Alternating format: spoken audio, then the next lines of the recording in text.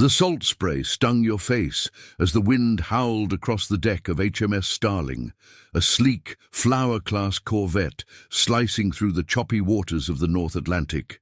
It was March 17th, 1941, just off the coast of Iceland, where the midnight sun barely pierced the low-hanging clouds.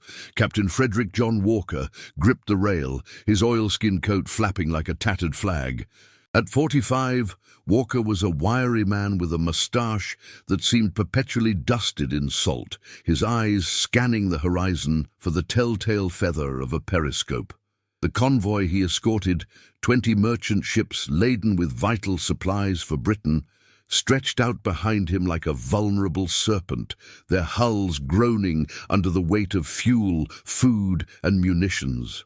Below decks, in the dim glow of a single bulb swinging from the bulkhead, Lieutenant Commander Geoffrey Brooke hunched over a chart table cluttered with Admiralty maps and scribbled coordinates. The air reeked of diesel and damp wool, the constant thrum of the engines vibrating through his boots. Brooke, a signals officer fresh from training at Bletchley, adjusted his cap and lit a cigarette, the flame flickering in the draught. "Another false alarm, sir," he muttered to the young midshipman beside him, who was frantically decoding a burst transmission from Coastal Command.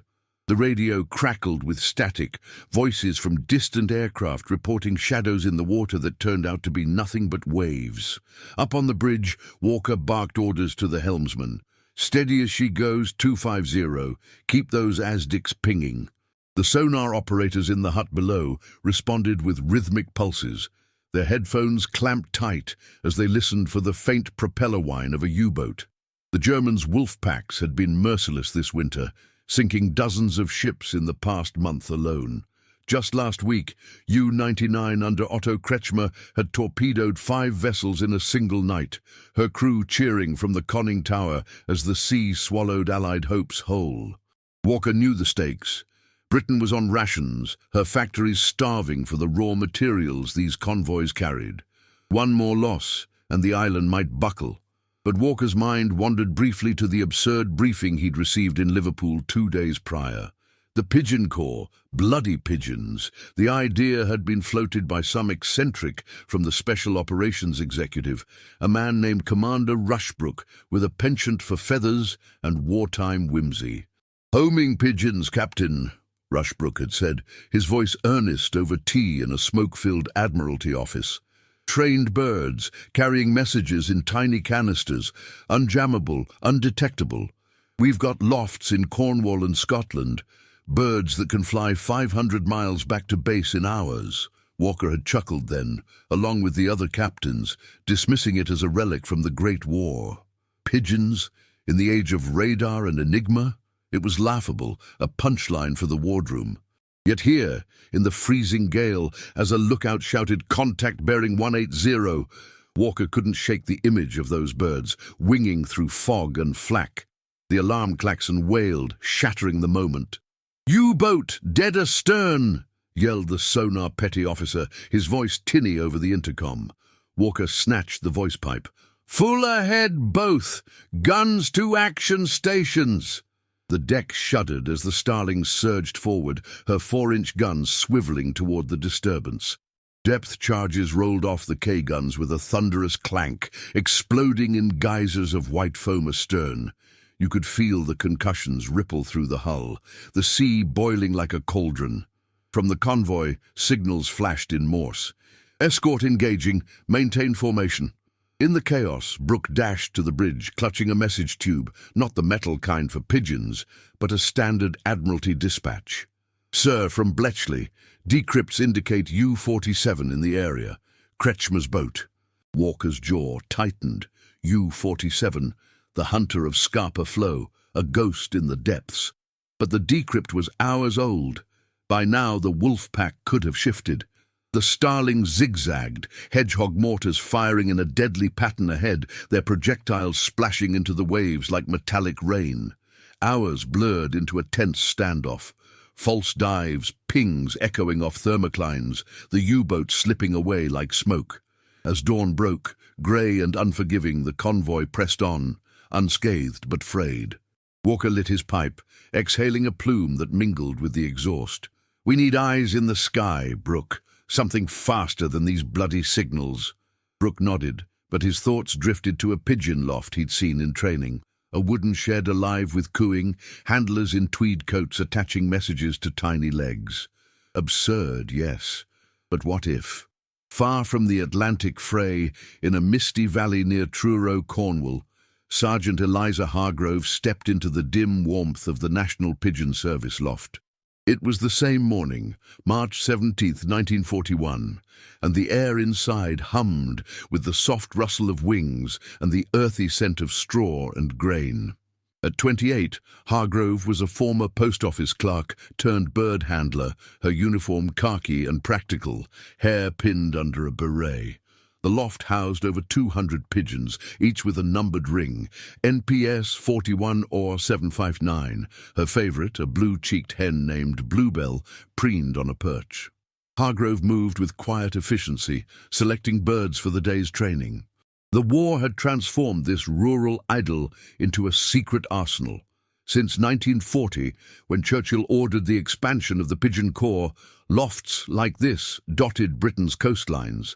Pigeons had proven their mettle in the last war, carrying messages from trenches when wires failed. Now, with radio silence mandatory for downed airmen and resistance agents, they were vital. "Come on, loves," Hargrove whispered, slipping a practice message into Bluebell's canister, a slip of paper with coordinates for a fictional sub-sighting.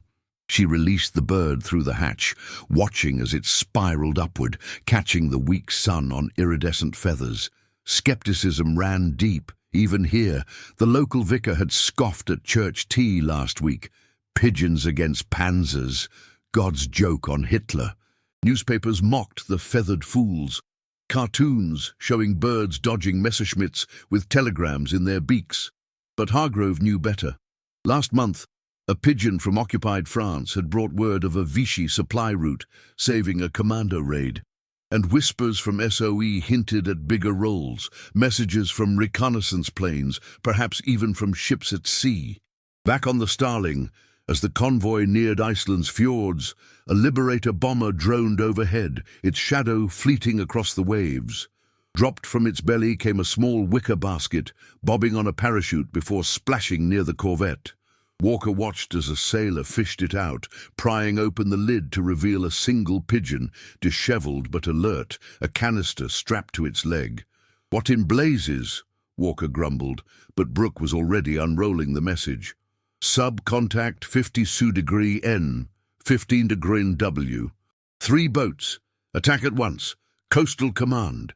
The bridge fell silent, then erupted in orders. The pigeon, dubbed Lucky on the spot, cooed softly in its cage as the Starling altered course, racing toward the coordinates. For the first time, Walker didn't laugh. In the vast, unforgiving Atlantic, where U-boats lurked like predators, this feathered courier might just turn the tide. As depth charges boomed again, the war's newest weapon took flight. Not in the air, but in the improbable trust of a bird's instinct. The North Atlantic churned like a beast awakened, waves cresting at 15 feet under a sky bruised purple by the approaching dusk. It was still March 17th, 1941, aboard HMS Starling, and the corvette plunged forward at full flank speed, her screws churning foam in a desperate wake.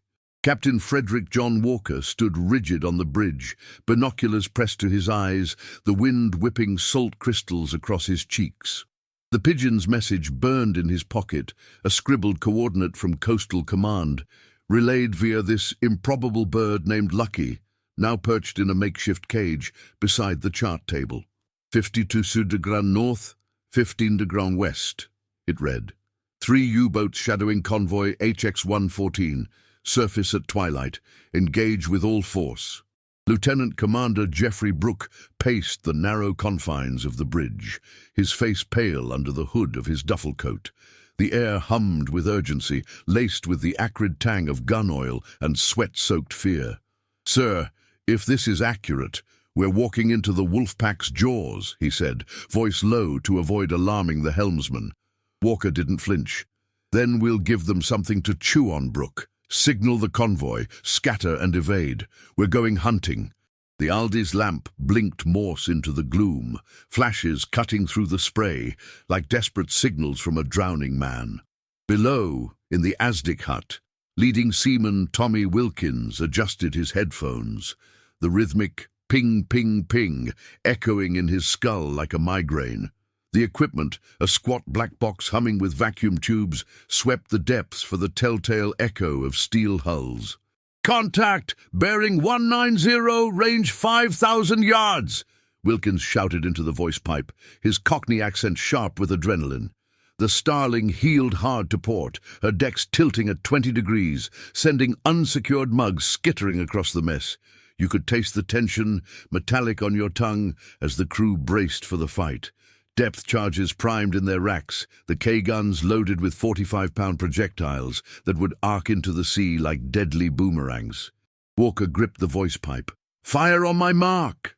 The first U-boat broke surface first, a sleek Type 7 Shadow, U-552, under Erich top, her conning tower slicing the waves like a knife. Lookouts on the sub spotted the corvette too late. Starling's 4-inch quickfirer barked, shells whistling overhead, before straddling the target in fountains of white water.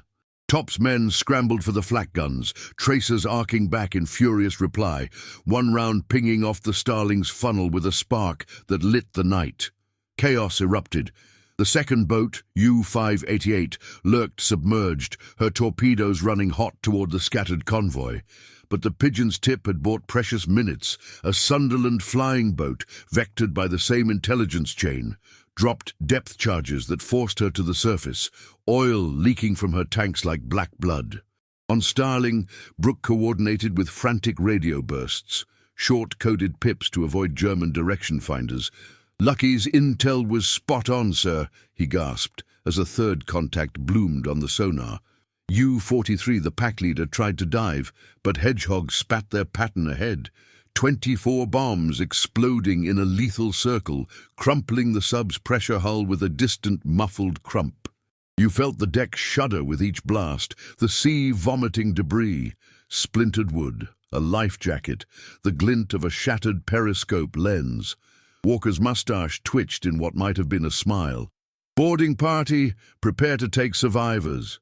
But mercy was fleeting. Top's U-552 slipped away under a smokescreen, her diesels roaring defiance. By midnight, 2 U-boats lay crippled on the bottom, their crews bobbing in the icy swells, rescued grudgingly by the escorts. The convoy reformed at dawn, losses minimal. 1 freighter grazed, limping but afloat. Word spread via Admiralty channels. Pigeons had pierced the veil, turning ambush into victory. Word of the Starling's feet rippled back to shore like a stone skipped across still water. In the Admiralty's subterranean war room in London, 2 days later on March 19th, Rear Admiral John Godfrey leaned over a massive plotting table, his pipe smoke curling toward the vaulted ceiling. The room buzzed with aides in crisp uniforms, teleprinters chattering dispatches from the front. Godfrey, tall and ascetic with a face like carved oak, traced the coordinates with a pencil. A bird did this? From a Liberator drop? His intelligence chief, Commander Ian Fleming, yes, that Fleming, with his sharp wit and sharper suits, nodded, suppressing a grin. "Coastal Command's experiment, sir. Pigeons carried in baskets, released over convoys for instant reporting. No radio silence broken, no DF fixes. And it worked. Skeptics abounded, of course. In the wardroom of HMS King George V, anchored in Scapa Flow, captains swapped tales over gin. "Pigeons? Next they'll have us wiring Canaries to Spitfires," scoffed Commander Evelyn Charrington, a veteran of Jutland. Laughter echoed off the bulkheads, but Walker, invited south for debrief, set his glass down firmly. "Laugh if you like, but I saw it. Lucky brought the Wolfpack's position before our decrypts even warmed up. Sank 2 boats, saved a dozen ships." The room quieted, eyes narrowing. Even Churchill, briefed in his map room beneath the cabinet war rooms, raised an eyebrow over his brandy. "Feathered spies. By Jove, if they outfox the Kriegsmarine, I'll knight the lot." Meanwhile, in the Cornish loft near Truro, Sergeant Eliza Hargrove wiped sweat from her brow, the midday sun of March 20th filtering through the slatted windows. The air was thick with the musty warmth of feathers and feed, pigeons strutting on perches like diminutive soldiers. Bluebell, her blue-cheeked favourite, pecked at a fresh ration of maize, oblivious to her role in the wider war. Hargrove had just received a priority order via motorcycle courier. Expand releases to Atlantic patrols, canisters for sub-sightings, encrypted in bird code. She affixed a real message to another hen, NPS 41 or 672, dubbed DART, coordinates for a training drop, but laced with genuine trial data from reconnaissance flights. Handlers like Hargrove worked in secrecy, their lofts camouflaged as farm sheds, guarded by Home Guard volunteers with shotguns at the ready. Parachute baskets, woven from willow and lined with straw, were tested in windy fields. Birds tumbling free at 500 feet, shaking off the shock to Orient North. One mishap last week, a pigeon tangled in its harness, plunging into the Tamar River, only to be fished out by a fisherman who thought it a Luftwaffe prank. But successes mounted. From Guernsey's occupied coast, pigeons smuggled by resistance ferried agent drops. From RAF Hudson's over the Bay of Biscay, they reported U-boat pens at Lorient, messages fluttering home faster than any wireless. By evening, as Hargrove released DART into the golden light, a telegram arrived at the loft. Starling action confirmed, Pigeon intel decisive, more birds requested. Her heart swelled, hands trembling as she logged it in the ledger. The vicar's jibes faded. Even the newspapers, tipped off vaguely, ran headlines like Winged Wonders Aid Navy. Walker, back at sea on March 22nd aboard a new escort, HMS Wild Goose, watched another basket drop from a passing Whitley bomber. The bird, a grizzled cock named Victor, splashed down amid raucous gulls. Unrolling the canister, U-boat refueling rendezvous, 40B8 de Grenenne, 20 de W, 5 packs. No laughter this time. Orders flew. The Goose and her sisters veered into the hunt, depth charges thundering anew. In the depths, Captain Lieutenant Joachim Preuss of U-47 cursed the shadows closing in, unaware that a bird's unerring flight had betrayed him. The Pigeon Corps, once a jest, was weaving into the war's fabric, silent arrows against the wolves, carrying secrets on wings that no radar could touch. As Victor cooed in his cage, the Atlantic whispered of tides turning, one feather at a time. April 1943 dawned crisp and unforgiving over the Cornish cliffs, where the National Pigeon Service loft near Truro huddled against the wind like a forgotten outpost. Sergeant Eliza Hargrove, now 30 and etched with 2 more years of war's quiet grind, stepped into the loft's shadowed interior, the door creaking on rusted hinges.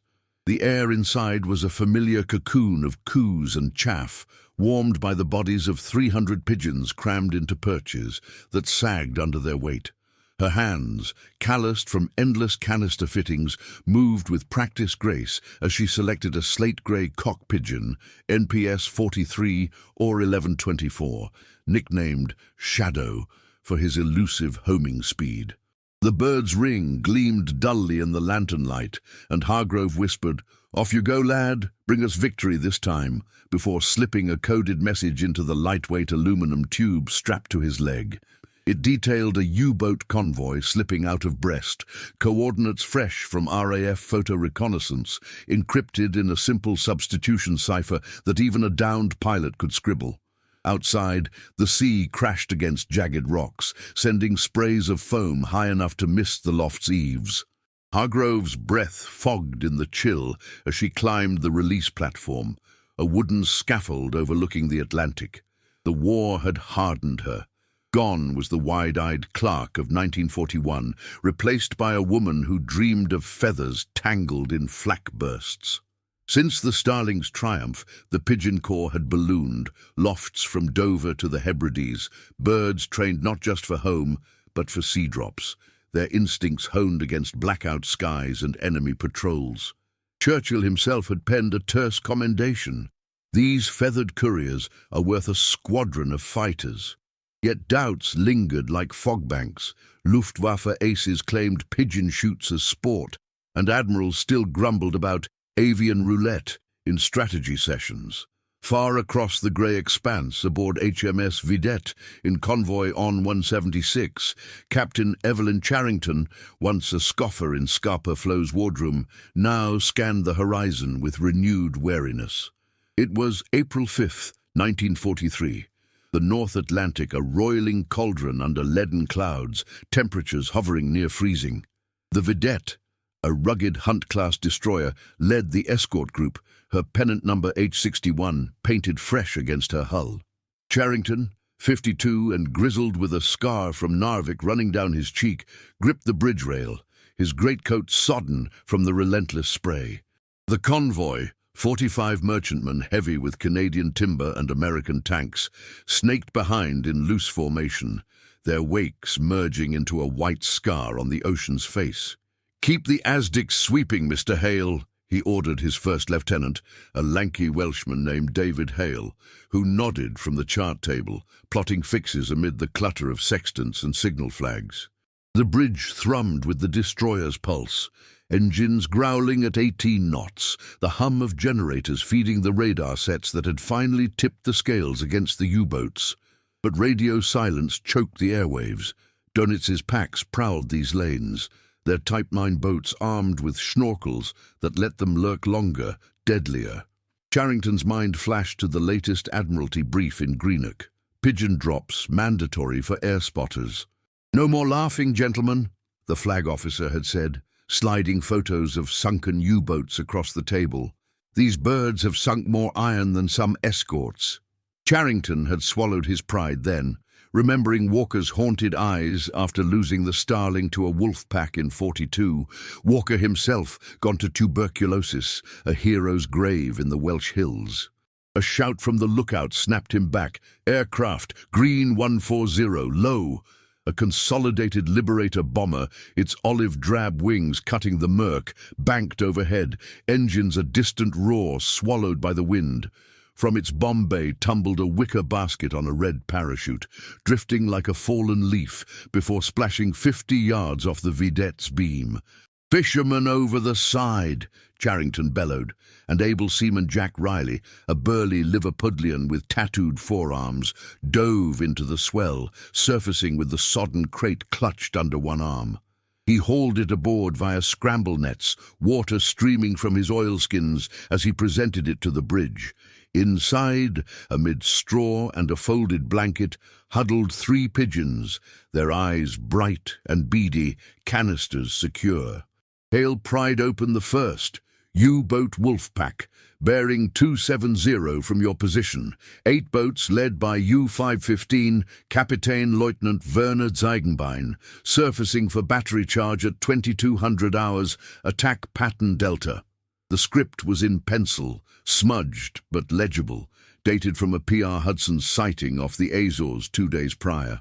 Charrington's pulse quickened. This was no drill.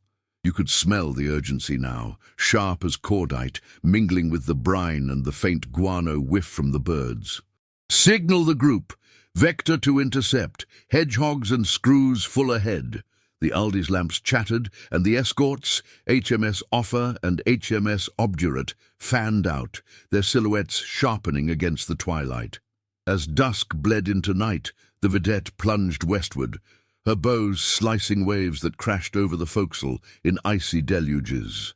In the wireless office, Sub-Lieutenant Margaret Ellis, one of the Wrens now integral to the fleet, decoded confirmations from Bletchley. But the Pigeon's speed had outpaced even Ultra's whispers. "They're relying on us now," she murmured to her operator, a boyish rating named Timmy Lark, as the set crackled with encrypted pips. Above, stars pricked the clearing sky, but below, the sea hid killers. At 2150, sonar pinged. Faint screws, multiple contacts, the Wolfpack caught flat-footed mid-resurface. "Action stations!" Charrington's voice boomed over the tannoy, claxons wailing like banshees. The Vidette surged, her twin screws thrashing foam, closing to 3,000 yards. U-515's silhouette loomed first, a long black needle under the moon. her deck crew scrambling as lookouts yelled, "Enemy destroyer!" Ziegenbein's bridge erupted in shouts, 80mm guns traversing, but the vidette fired first. A salvo from her 4.7 inches straddling the sub, shells blooming in orange fireballs that lit the waves. Depth charges rolled from the throwers, exploding in thunderous plumes that rocked the destroyer like a toy in a gale. You felt it in your bones, the concussive waves slamming the hull, rivets groaning in protest. The Wolfpack scattered. U-952 dove too late, hedgehog mortars from offer peppering her wake until a direct hit buckled her conning tower, oil bubbling up in dark slicks.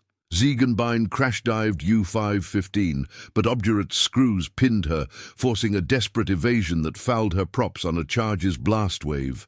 Tracers stitched the night, flak from the U-boats arcing wild, one shell glancing the vidette's mast with a screech of rending metal. Amid the bedlam, pigeons cooed obliviously in their cage, one, dubbed Echo by the crew, preening as if at a garden party. By 0200 on April 6th, the sea ran red with diesel and blood. 3 U-boats lay gutted on the bottom, crews hauled from rafts under the destroyer's searchlights, their faces gaunt with shock. Ziegenbein survived, hauled aboard vidette in manacles, his uniform torn, muttering curses in guttural German. "How did you find us?" he spat at Charrington during interrogation in the wardroom, the air thick with cigarette smoke and the tang of rum rations. The captain merely smiled, glancing at the pigeon cage on the bulkhead. "A little bird told us." Back in Truro, as dawn painted the cliffs gold, Hargrove received the confirmation via encrypted wire. Shadow's message decisive. 3 kills, convoy safe, award pending. She sank onto a stool, tears blurring the ledger, the loft's chorus a balm to her weary soul. Word spread like wildfire through the service, handlers in Scotland toasting with tea, birds fated with extra peas. Even the newspapers, censored but proud, hinted at winged warriors turning the Battle of the Atlantic. Charrington, steaming home with his battered charge, penned a dispatch. "Pigeon Corps no jest. Recommend full integration." In the Admiralty, Fleming chuckled over his desk, typing notes for a novel that would immortalize such improbabilities. The laughs had faded. Now the pigeons flew as equals in the fray, their messages sinking wolves one unerring wingbeat at a time. The summer of 1943 hung heavy over the Lizard Peninsula, where the National Pigeon Service's coastal loft clung to a bluff like a barnacle on weathered stone. Sergeant Eliza Hargrove, her face lined deeper by sleepless nights and the ceaseless salt wind, pushed open the reinforced door on July 14th, the hinges protesting with a metallic groan. Inside, the loft pulsed with life, over 400 pigeons now, their wings rustling in a symphony of anticipation, the air thick with the warm, yeasty scent of damp feathers and sun-baked grain. Hargrove's fingers, scarred from wire cuts and canister tweaks, deftly selected a pair of birds, a robust hen, NPS 43CR 1897, called Tempest, and her mate, Gale, both bred for endurance flights over open sea. She affixed the messages with steady hands. Tempest's canister held RAF intelligence on a U-boat staging area off the Faroes. Gale's detailed a suspected Wolfpack rendezvous in the Denmark Strait, both inked in the Corps' evolving code. Simple transpositions masking latitudes and longitudes. Outside, the Atlantic stretched endless and indigo under a sky veined with high cirrus, the crash of waves below echoing like distant artillery. Hargrove had aged into her role, 30 now, but feeling twice that, her beret shadowing eyes that had witnessed too many returns, birds shot down by gulls or falcons, messages lost to storms. The Corps' successes had silenced most mockers. Admiralty orders now mandated pigeon kits on every escort vessel and reconnaissance plane, but threats evolved. German falconers, rumour had it, trained hawks to intercept the feathered spies, and radio intercepts hinted at rewards for downed birds. Yet Hargrove pressed on, launching Tempest and Gale into the updraft. watching their forms dwindle to specks against the horizon, hearts pounding with a mix of pride and dread. Thousands of miles westward, in the heaving belly of convoy HX-249, HMS Starling's sister ship, HMS Kite, carved through the swells off Newfoundland on the same sweltering July afternoon. Commander David McIntyre, Walker's protégé at 38, with a lean frame and a gaze sharpened by 2 years of wolf-pack hunts, stood on the bridge, sweat beading under his cap despite the chill spray. The Kite, a battered but battle-hardened Flower-class corvette, her hull scarred by near misses, escorted 38 laden freighters, oil tankers from Aruba, grain from the prairies, munitions that could tip the scales in Italy's invasion. McIntyre's voice cut through the wind. "Mr. Reynolds, maintain zigzag pattern, no bunching. Dunitz's bastards are thick as midges this season." Lieutenant Peter Reynolds, a signals officer with ink-stained fingers from Bletchley rotations, nodded from the plot, his charts fluttering like trapped birds. The bridge reeked of boiled cabbage from the galley and the oily tang of the diesel engines throbbing below. Sonar sweeps pinged empty for now, but tension coiled like a spring. Ultra-decrypts warned of Group Neuland, a dozen Type 7 Cs under Korvettenkapitan Karl Friedrich Merton, prowling for easy prey. McIntyre lit a woodbine, the match flaring briefly against the grey steel. He'd once shared Walker's skepticism, pigeons as feathered fools, but after Vidette's triumph, he'd seen the proof. Birds, outpacing jammed radios, their messages immune to the Kriegsmarine's direction-finding nets. "Keep an eye on the sky, lads," he added, scanning for the promised air cover. A Handley Page Halifax bomber appeared at 10,000 feet, its 4 engines a low growl, circling once before releasing its payload. A cluster of wicker baskets on chutes, blooming like poppies against the clouds. One splashed close aboard, retrieved by a sodden rating who clambered up the ladder, basket dripping. Inside, amid the straw, 4 pigeons blinked in the sudden light, their leg rings stamped with Cornish origins. Reynolds unrolled the canisters swiftly. Tempest's message pinpointed Merton's pack at 58 degren, 35 W, fueling from a Milchkuh tanker. Gales added depth. 8 boats, low on torpedoes but eager. "Spot on, sir. Dated yesterday from a Catalina patrol." McIntyre's fist clenched the paper, the salt wind tugging at its edges. You could feel the shift, electric in the air, as if the sea itself held its breath. "Signal the group. Course 240, speed 15 knots. Prepare for surface action at dusk."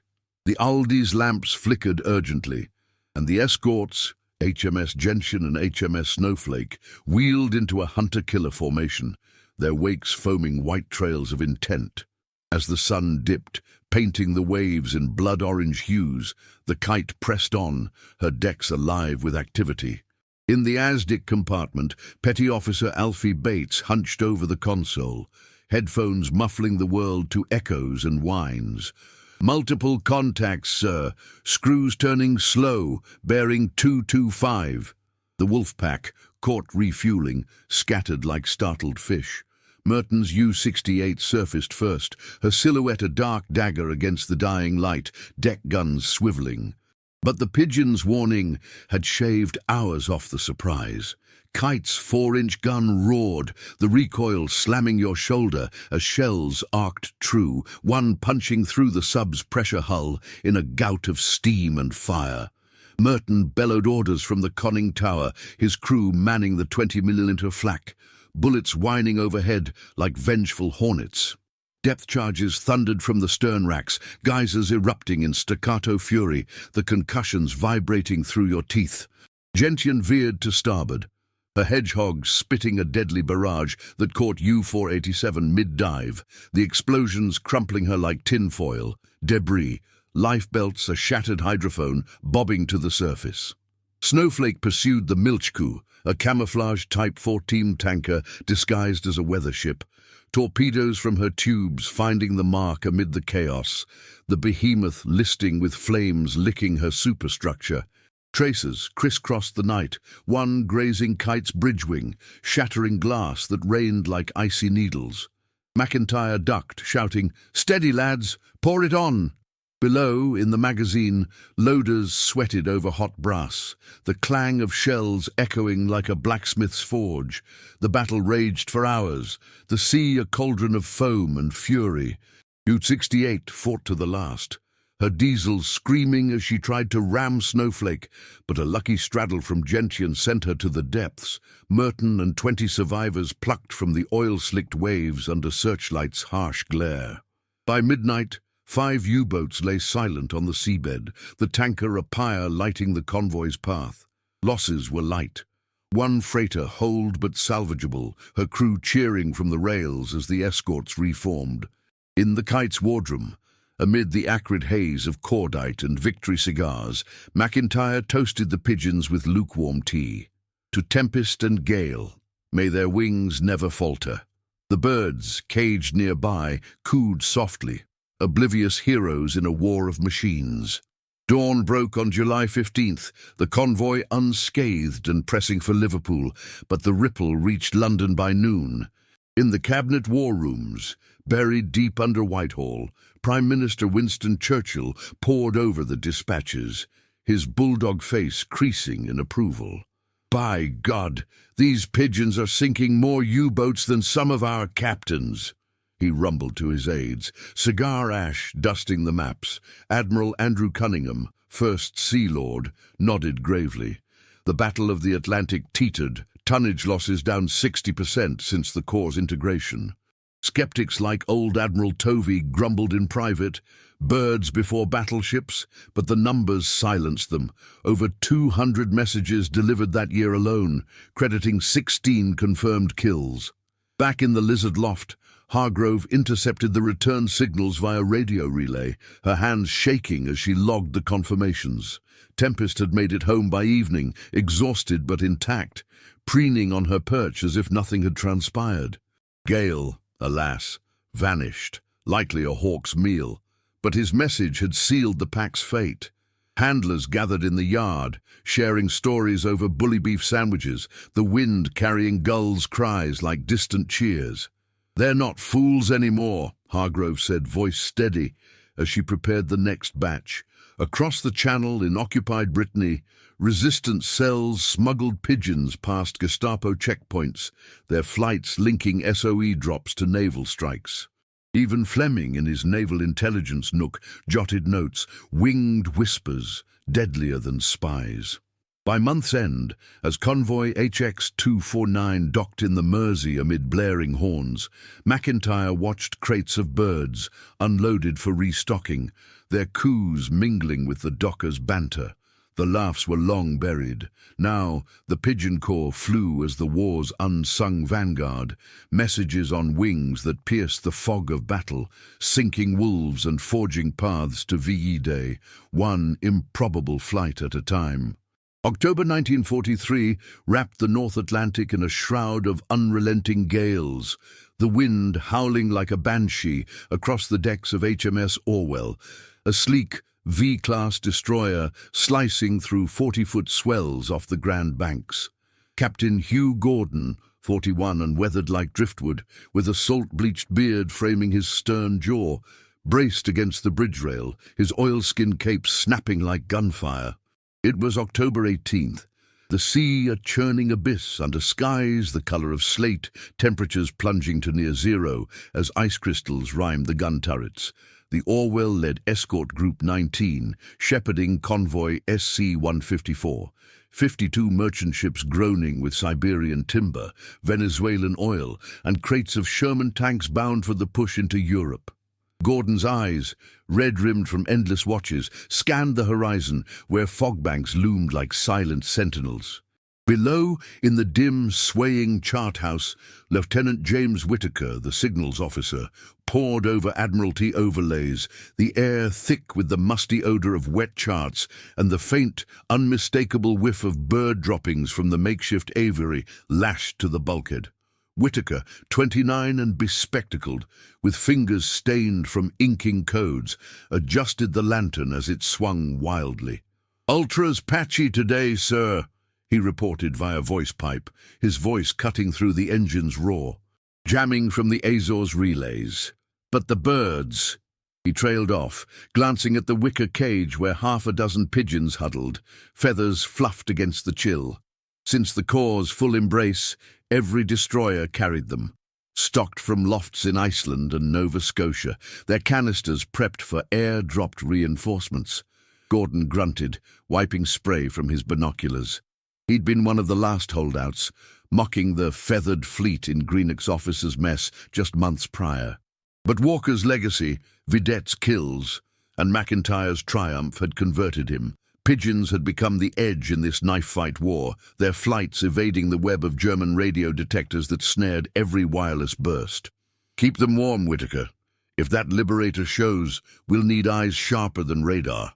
The crew, from the green midshipmen to the grizzled stokers shoveling coal in the bowels, had taken to naming the birds. Blitz for the speedy cock.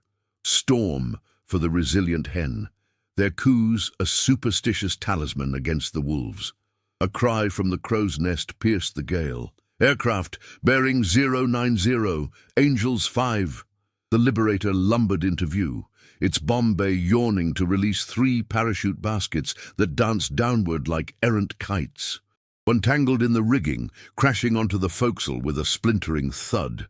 Able seaman Eddie Walsh, a wiry Geordie with frostbitten cheeks, scrambled up the ladder, prying it open amid the pitching deck. Straw spilled across the planking, and out tumbled 4 pigeons, shaking off the dousing, their beady eyes alert. Whitaker snatched the canisters, unrolling the sodden papers under the bridge light. Wolfpack Group Sieglinde, 12 U-boats under Kretschmer's old second, Werner Ace Greff. Position 47 to Graumen, 42 to Grana W. Torpedo reloads complete, attacking at 0400 tomorrow from Catalina PBY off Greenland. The words hit like a broadside. You could taste the dread, bitter as quinine, mingling with the salt on your lips. SC-154 was already blooded. 3 stragglers torpedoed at dawn, their freighters vanishing in oily infernos that lit the fog like hellfire. Gordon snatched the message, his gloved fist crumpling the edge. Signal the group. Form hunter-killer screen. Orwell takes point. Depth charges hot. Hedgehogs loaded. The Aldi's lamp chattered into the murk, flashes answered by HMS Duncan and HMS Vidette. Charrington's old command, now under a new skipper, fanning out like hounds on the scent. Below decks, the klaxons wailed, sailors bolting to stations. The clang of hatches and the rack of shell hoists echoing through the steel corridors. Night fell like a curtain. The convoy's blacked-out hulks merging with the waves. Only the white curls of bow waves betraying their path. In the Asdic hut, leading telegraphist Nora Jenkins, one of the trailblazing wrens at sea, clamped her headphones tight, the pings reverberating in her skull like hammer blows. Contacts! Multiple, range 8,000, bearing 260. Her voice, steady despite the fear knotting her gut, piped up to the bridge. The pack had closed, Type 7s slipping through the outer screen, their diesels muffled by the storm. Gordon ordered full ahead, the Orwell surging at 32 knots, her bows plunging into troughs that buried the forecastle in green water. At 02:30 on October 19th, the trap sprang. U-953, under Oberleutnant Max Meyer, surfaced first in the moonless black, mistaking the escorts for scattered prey. Her silhouette ghosted from the fog, 37mm gun traversing, but Whitaker's Pigeons had bought the hours needed. Orwell's radar locked on, her 4.7-inch twins thundering in reply. Shells screamed across the water, one slamming the sub's deck in a flash of orange, igniting fuel drums that bloomed into a pyre. Meyer's crew abandoned ship, screams lost in the wind as they struck out for rafts, the sea claiming half before Duncan's whaler could reach them. The Wolfpack erupted in fury. U-536 loosed a spread of eels, 6 G7A torpedoes streaking hot toward the convoy's heart. But Vidette's countermeasures, vectored by the Pigeon's intel, forced a miss, the wakes boiling harmlessly astern. Depth charges rained from Orwell's K-guns, arcing into the foam before detonating in cataclysmic roars that shook the destroyer to her keel. You felt the blasts in your chest, the hull groaning as pressure waves rippled outward, splintering a U-boat's outer casing somewhere below. Hedgehogs from Duncan peppered the leads, explosions stitching the sea until U-644 broached, her conning tower crumpling under a direct hit, air bubbling up in frantic gasps. Chaos reigned under the storm-lashed sky.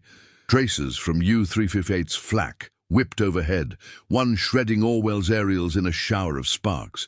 But Greff's flagship dove too late, pinned by sonar echoes. Whitaker coordinated the frenzy, his voice hoarse over the intercom. "Port 15, fire starboard throwers!" The pigeons, forgotten in the din, cooed from their cage, one, Blitz, strutting unperturbed, as shrapnel pinged the bulkheads. By 0600, as false dawn greyed the east, the sea told the tale. 4 U-boats on the bottom, their hulls twisted wrecks leaking secrets to the depths. Greff's boat limped away, schnorkel trailing smoke, but the convoy pressed on, losses held to 2 freighters. One beached in Newfoundland, the other towed. In the aftermath, as the escorts circled warily, Gordon lit his pipe, the flame guttering in the wind. "Those birds saved us, Whitaker. Without them, we'd be picking up survivors." The lieutenant nodded, feeding the pigeons scraps of biscuit, their success wired back via burst transmission. Pigeon dropped decisive. Group Sieglinde shattered, 16 ships safe. Word raced to shore, reaching the Lizard Loft by evening. Hargrove, now warrant officer after promotions earned in quiet ledgers, read the dispatch by lantern light, the loft's warmth a stark contrast to the outer gale. Tempest's lineage had bred true. New flocks, trained on simulated drops from mock Halifax bombers, filled the perches. Admiralty halls buzzed with the news. In the operations room, Commodore Percy Noble, head of Western Approaches, pinned the coordinates to the wall chart, his staff murmuring approval. "Pigeons and Ultra together, unbeatable," he declared, ignoring the last die-hard skeptics. Churchill, briefed over breakfast at Chequers, chuckled deeply. From Trafalgar's signals to feathered posts, the Hun never saw it coming. Across the Atlantic in Washington, American convoy commanders requested their own lofts, the Corps' methods exported like lend-lease. By November's chill, as SC-154 docked in the Clyde, amid rain-swept cheers, the Pigeon's role solidified. Over 300 messages that year, crediting 24 sinks, tonnage turning inexorably allied. Hargrove released a fresh pair into the dusk, their wings cutting the wind, carriers of fates yet unwritten. In the vast ocean war where machines faltered, these simple creatures endured, silent sentinels, sinking wolves with whispers on the breeze. The spring of 1944 thawed the North Atlantic's iron grip, but the gales still lashed the decks of HMS Goodall, a captain-class frigate bucking through 30-foot rollers off the Hebrides. Commander Geoffrey Brooke, now 35, and promoted after years of shadowed hunts, stood on the bridge, his duffel coat crusted with ice, breath fogging the chill air like a ghost's sigh. It was March 24th, the sky a mottled grey quilt, visibility down to a mile in the driving sleet. The Goodall, her pennant F-345, etched in fresh paint, screened convoy JW-58, 24 Liberty ships heavy with lend-lease trucks, aviation fuel, and crated hurricanes for the Red Army's push. Brooke's hands, raw from gripping the rail, steadied his binoculars as he scanned the murk. The wolf packs were desperate now, Donitz's U-boats flailing against the noose of Allied air and sea power. Below, in the heaving wireless room, Sub-Lieutenant Evelyn Hargrove, Sergeant Eliza's younger sister, recruited straight from the Cornish lofts at 22, monitored the sets, her fingers dancing over dials amid the tang of ozone and heated valves. The air hummed with the frigate's pulse, turbines whining at 20 knots, the faint coo of pigeons from the aviary bolted to the bulkhead, filtering through the bulkhead vents. "Ultra's confirming it, sir," she piped up via intercom, her voice steady despite the deck's pitch. Group Preußen 6 boats under Oberleutnant Heinz-Eugen Eberbach, lurking at 60° N, 10° W, but the birds beat them by hours. Brooke nodded, remembering his first pigeon drop on the Starling. The Corps had evolved into a lifeline, lofts now in Reykjavik and Murmansk, birds cross-trained for Arctic flights, their messages laced with photo-derived intel from mosquito scouts. The bridge thrummed with urgency, salt spray stinging your eyes as lookouts huddled in oilskins, their shouts muffled by the wind. Brooke had shed his early doubts. Pigeons had sunk over 50 U-boats since '41, their unjammable paths turning the tide when radar failed in storms. "Signal the group! Tight screen! Depth charges armed!" he ordered Lieutenant Tom Hargrove, Eliza's brother, a gunnery specialist with a steady aim and a soft spot for the feathered crew. The Aldi's lamp blinked through the sleet, answered by HMS Beagle and HMS Bulldog, their silhouettes ghosting in the haze.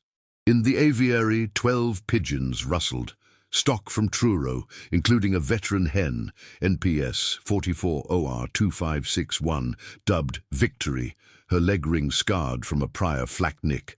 A Sunderland flying boat broke through the clouds at noon, its engines a laboured drone, circling once before dropping 2 baskets on chutes that billowed like sails. One plunged into the troughs, vanishing briefly before Beagle fished it out. The other splashed alongside Goodall, retrieved by able seaman Mick Donovan, a Dublin-born rating whose hands shook from the cold as he hauled the wicker aboard.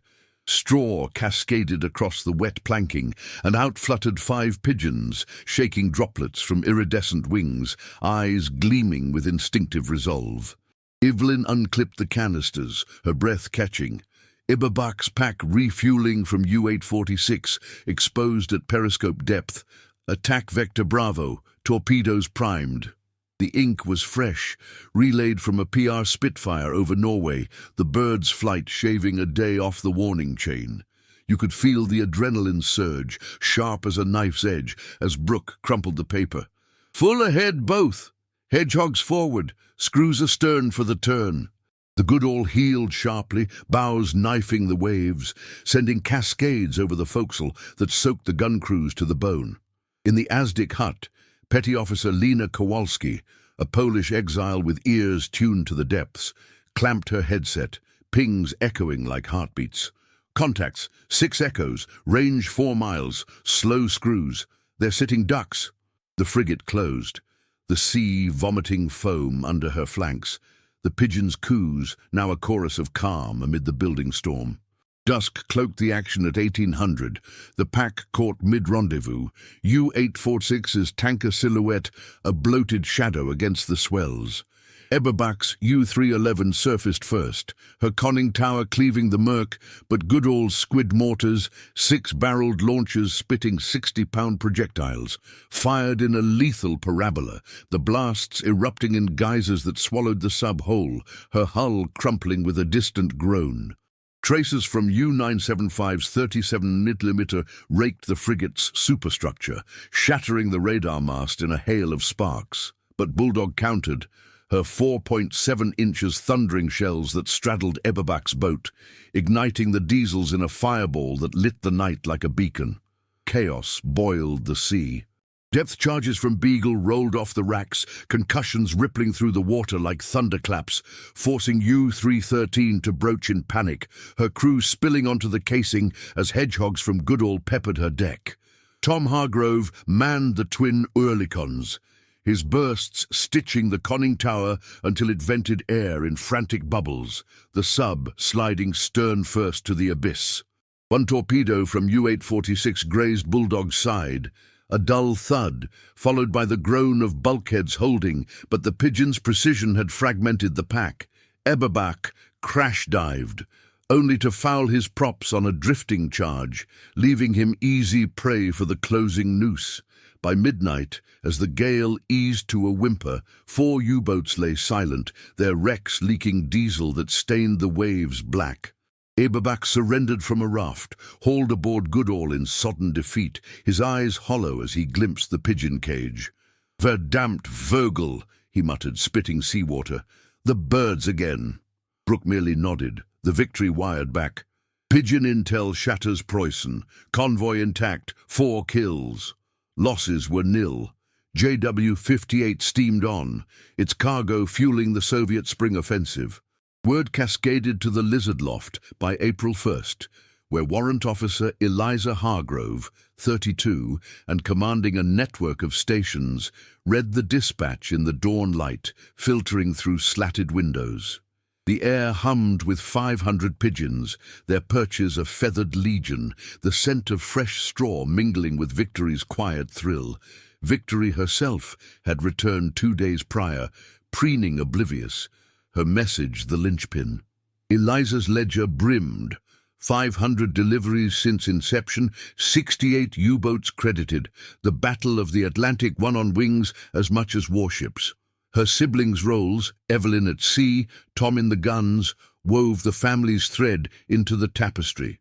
In London's Admiralty, on May 8th, V-Day's Eve, Admiral Sir Max Horton raised a glass in the map room, charts pinned with pigeon-tracked sinks. From laughter to legend, he toasted, Churchill nodding from the shadows, his voice gravelly. These feathered few outflew the Führer's fleet. Britain owes them. Newspapers, uncensored at last, blared, winged warriors win war. With photos of lofts and basked birds, the cause awarded a collective George Cross. Skeptics' echoes faded like U-boat wakes. Handlers like Eliza retired to peacetime coups, but the pigeon's legacy endured. Silent sentinels in museums, reminders that in the fog of total war, the improbable could sink empires. As the Goodall docked in Scapa Flow amid blaring sirens, Brooke watched the birds released to the wind, their forms wheeling free. The laughs were buried with the wolves. Now, peace rode on wings once scorned, carrying the Allies to victory's shore.